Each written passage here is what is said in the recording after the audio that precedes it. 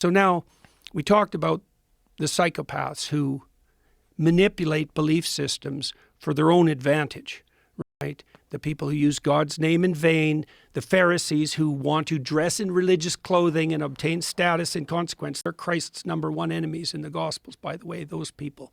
They're the ones who conspire to crucify him, right? The religious pretenders. Right. So this has been going on for a very long period of time. So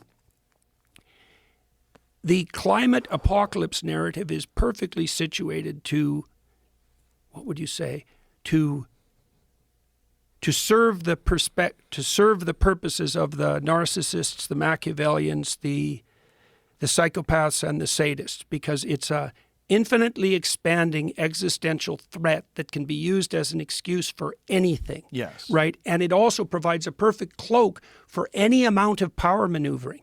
It's like, I want to make your shower heads put out a needle spray so that you're cold all the time while you have a shower, while you're doing something you do every day that could otherwise be highly enjoyable. Why do I get to invade your life to that degree?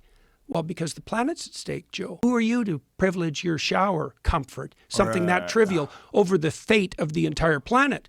And then you also think, look, if they're willing to control your life at that level of detail, what are they not willing to control? The climate apocalypse narrative is a social contagion that's driven by power-mad psychopaths who are hell-bent on using fear and compulsion to make sure everyone steps in line so that they can continue with their acquisition of undeserved power. It's also effective enough that the people that are underneath the power comply and do the job of the man for the man. Yeah, well, that's the advantage of using fear and compulsion, Yes. right? It's like, well, I have to go along with this because my leaders who had built up a certain degree of credibility are telling me that, you know, the apocalypse is nigh, and who am I to